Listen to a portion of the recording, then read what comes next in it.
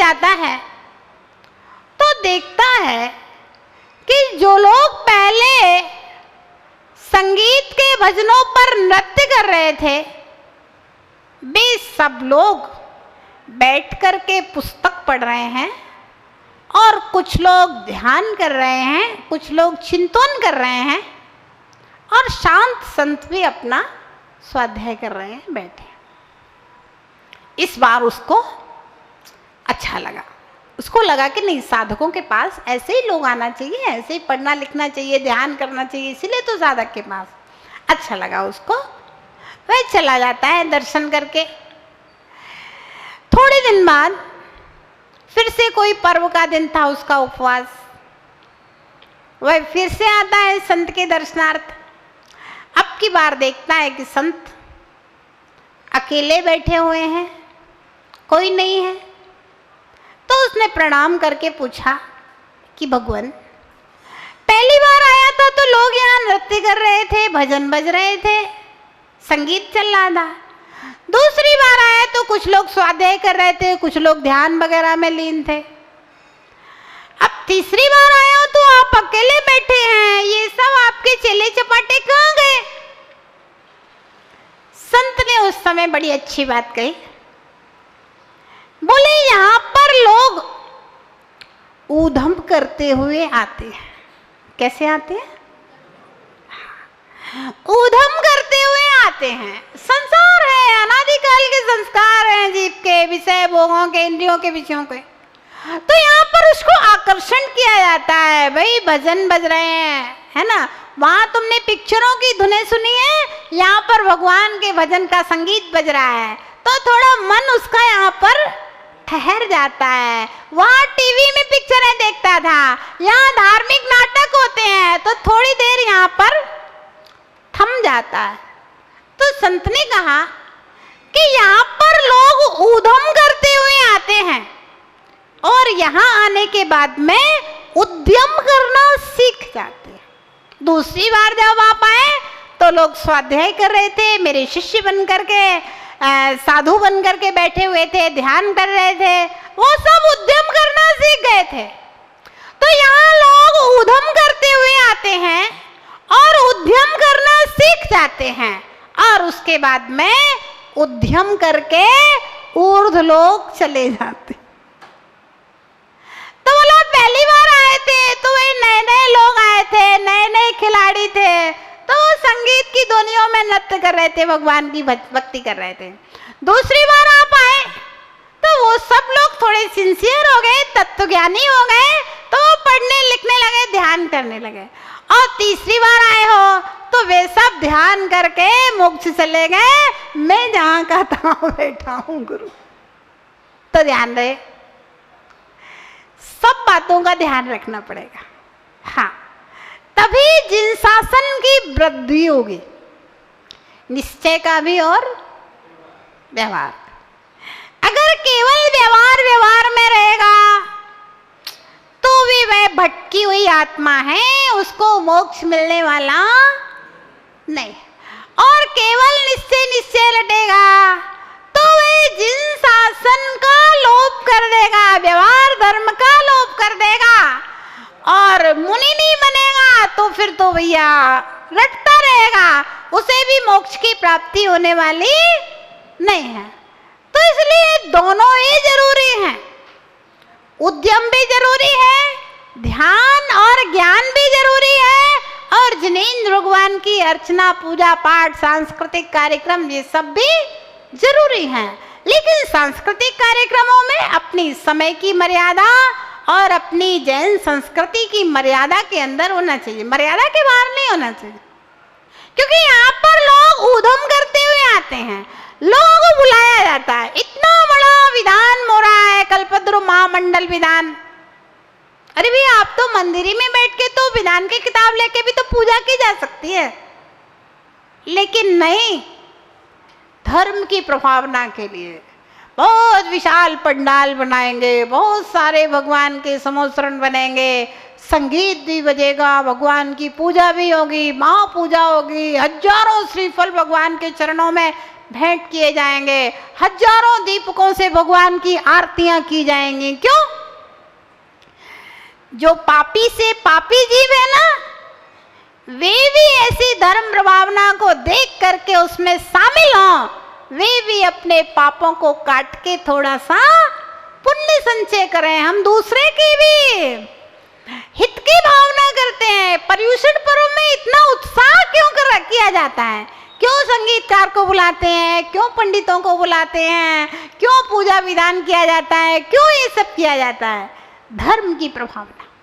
जो लोग मंदिर नहीं आते हैं वे मंदिर आए किसी भी बहाने से, है ना, और जो लोग मंदिर आते हैं वे और ज्यादा आए, और जो लोग रिटायरमेंट पे हैं वो लोग अपना घर छोड़ करके, है ना, 10 दिन कम से कम साधक बनने का अभ्यास करें, है ना। तो इस प्रकार से ये धर्म की प्रभावना के लिए सामूहिक आयोजन, क्योंकि यहाँ पर लोग ऊधम करते हुए आते हैं। ऊधम करते हुए ही आएगा, आकर्षण के कारण ही आएगा। आत्मज्ञान के लिए कोई नहीं आता यहाँ पर, है ना। एक सज्जन ने कहा कि बोले माता जी पाप पुण्य का उपदेश क्यों देते हो आप? पाप छोड़ने का, पुण्य करने का उपदेश देते हो। मैंने कहा भगवान महावीर की ऐसी आज्ञा है कि पात्र के अनुसार उपदेश देना चाहिए। शास्त्रों में लिखा है अगर कोई सप्त व्यसनी अजैन, क्योंकि साधुओं के पास तो सब आते हैं, अपने शास्त्रों का उल्लेख है, इतिहास कहता है वह धीवर भी महाराज के दर्शन करने के लिए आया, चंडाल भी महाराज के दर्शन करने के लिए आता है, भील भी महाराज के दर्शन करने के लिए आता है, और तो और एक त्रियंश भी महाराज के दर्शन करने के लिए आ सकता है। तो अगर कोई अजैन सप्त व्यसनी पापी है, अगर वह महाराज को नमोस्तु करे तो उसको आशीर्वाद दें पाप क्षयोस्तु। क्या? पाप क्षयोस्तु, कि तेरे पापों का क्षय हो, ये आशीर्वाद। अब कोई जैन कुलीन आता है, श्रावक आता है, तो उसको वो नमोस्तु करता है तो उसको आशीर्वाद दें धर्म वृद्धि। तूने जिस धर्म को धारण किया है, जैन कुल में तेरा जन्म हुआ है, तो जैन धर्म की तेरे अंदर वृद्धि हो। अब कोई त्यागी व्रती आता है, वह महाराज को प्रणाम करता है, तो उसको आशीष दें समाधि रस्तु, तुम्हारी अच्छे ढंग से तुम्हारी समाधि संलेखना हो और तुम्हारा परलोक बहुत अच्छा हो। तो इस प्रकार से पात्र के अनुसार आशीर्वाद देने की आज्ञा है और पात्र के अनुसार उपदेश देने की आज्ञा है। जिस व्यक्ति ने धर्म की बात सुनी ही नहीं है, बेचारा अनपढ़ है, कम ज्ञानावरण से उपसम वाला है, तो उसको सिद्धांत ग्रंथ पढ़ाने लगे तो उसको तो काला अक्षर भैंस बराबर, कुछ समझ में नहीं है। उसके लिए क्या पढ़ा है? हाँ, पारसनाथ भगवान की कथा सुनाओ। कमट ने ऐसा किया था तो वह नरक में जाता था, नरकों में इतने इतने दुख हो गए, पारसनाथ भगवान ने उसको क्षमा धारण किया, वे स्वर्ग में जाते थे, स्वर्गों में ऐसे ऐसे सुख भोगे, फिर भगवान कैसे पारसनाथ बने, कैसे उनका गर्भ कल्याणक हुआ, कैसे उनका जन्म कल्याणक सौधर्मेंद्र ने किया, कैसे उनकी दीक्षा होती है, कैसे केवल ज्ञान होता है, कैसा समोसरण होता है, ये सब किसको सुनाना है? पहली बार जो धर्म क्षेत्र में आया है उसको धर्म कथा सुनाना है। कथा कहानी सुनने से उसका मन रम जाएगा, लग जाएगा, और जब कथा सुनने लगा तो उसके बाद में वो पूछेगा भाई भगवान कैसे बना जाता है, तो फिर उसको आचार्य अमृतचंद्र स्वामी की आज्ञा है कि पहले मुनि धर्म का उपदेश थे, उसके बाद श्रावक धर्म का उपदेश थे। आचार्य अमृतचंद्र महाराज ने पुरुषार्थ सिद्धि उपाय ग्रंथ में लिखा है, उपदेश देते समय, चरणान योग का उपदेश देते समय पहले मुनि धर्म का उपदेश दें, उसके बाद जब वो मना करे कि महाराज हमसे तो मुनि बनते हैं, अपनी शक्ति नहीं है मैं मुनि बन पाऊं, तो फिर कहा भैया मुनि नहीं बन पा रहे तो कम से कम श्रावक बन जाओ भैया।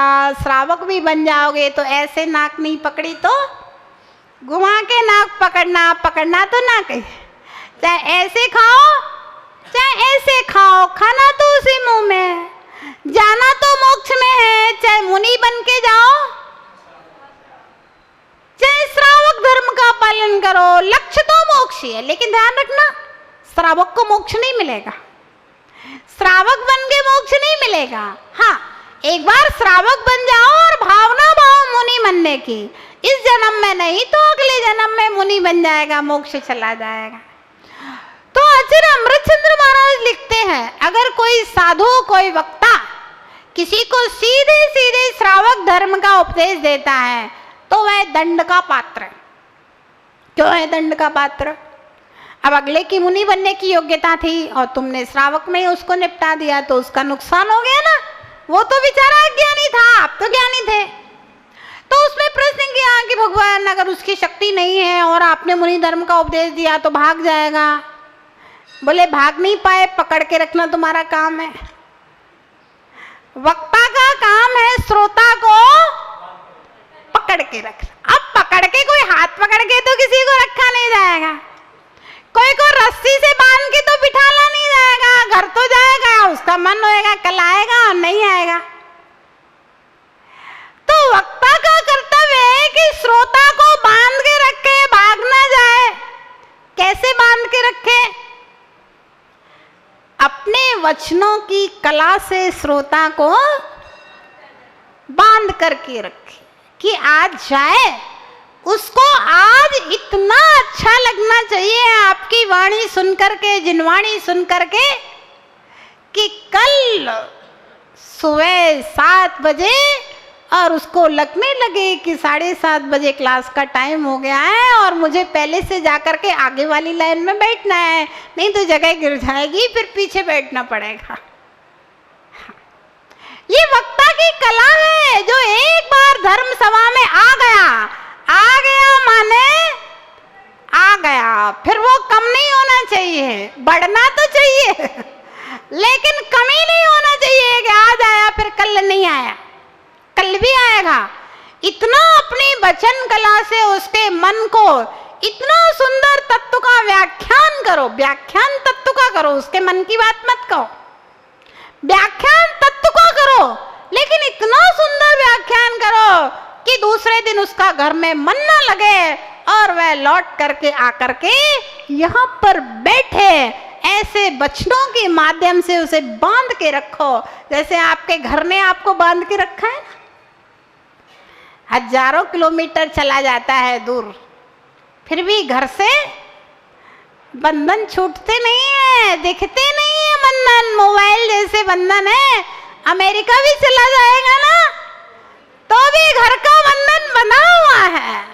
तो वक्ता का कर्तव्य श्रोता को अपने वचनों से इस तरह से बांध के रखो उसके मन को कि वह दूसरे दिन लौट करके वापस आए, कहीं जाए ना। तो कहा शक्ति नहीं है, बात चला गया तो बेचारे का नुकसान हो जाएगा। आचार्य महाराज बड़ा अच्छी बात कहते हैं, बोले शक्ति कौन जानता है? क्या सुकुमाल मुनि की शक्ति थी मुनि बनने की?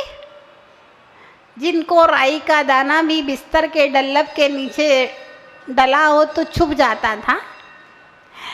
माँ ने कपूर की से राजा की आरती की तो कपूर का धुआं से उनकी आंखों में से टप टप पानी बहने लगा।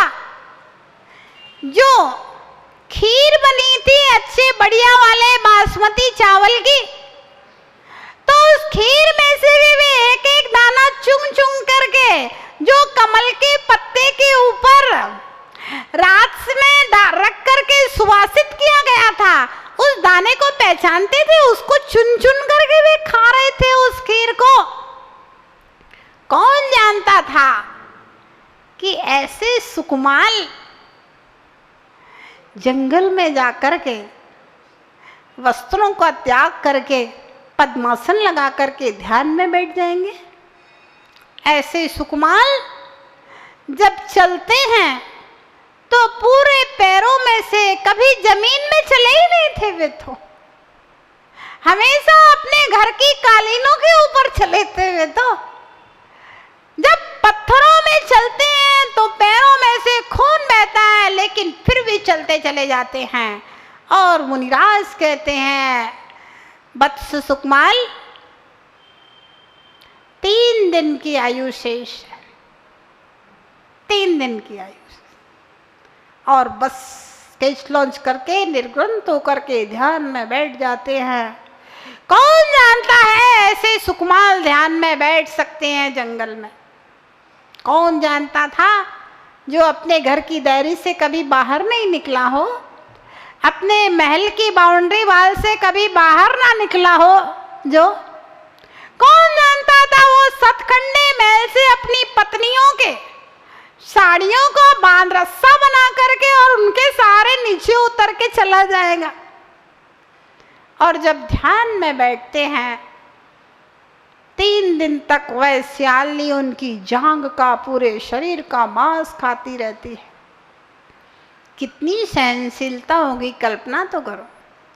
हम लोग को एक मच्छर जरा सा डंक मार दे, बिच्छू नहीं मच्छर, एक छोटा सा भुरमुट सा कीड़ा सरसों के दाने बराबर अगर बैठ जाए चेहरे पे, तुरंत हाथ जाता है, तुरंत हाथ हिल जाता है।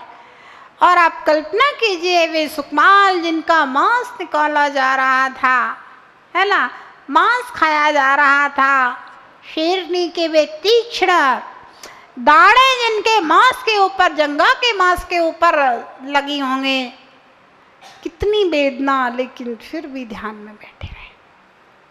तो वहां पर आचार्य भगवान अमृतचंद्र महाराज से कहा गया कि भगवान शक्ति को कौन जानता है? आत्मा के अंदर तो अनंत शक्ति है। कौन जानता था कि सुकमाल मुनि बन जाएंगे? उनके बारे में कल्पना ही नहीं की जा सकती। तो वर्तमान में कोई सुकमाल से ज्यादा सुकमाल तो नहीं है प्रकाश जी? क्या सुकमाल से ज्यादा सुकमाल है? सुकमाल से ज्यादा सुकमाल तो नहीं है चक्रवर्ती जी, सुकमाल से ज्यादा सुकमाल नहीं है। आप भी मुनि बन सकते हैं, प्रयास करो, पुरुषार्थ करो। हर पुरुष मुनि बन सकता है, हर स्त्री आर्यिका बन सकती है, सबके अंदर क्षमता है। आप सुकुमाल से ज्यादा सुकुमाल नहीं। तो कहा कि जो पहले मुनि धर्म का उपदेश नहीं दे, सीधे श्रावक धर्म का उपदेश देता है, वह दंड का पात्र है। पहले मुनि धर्म का उपदेश दो, जब सामने वाला मना करे, हाथ जोड़ ले, तब फिर श्रावक धर्म का उपदेश दो। भैया मुनि नहीं बनना है तो कम से कम श्रावक तो बनना ही पड़ेगा, श्रावक बन जा।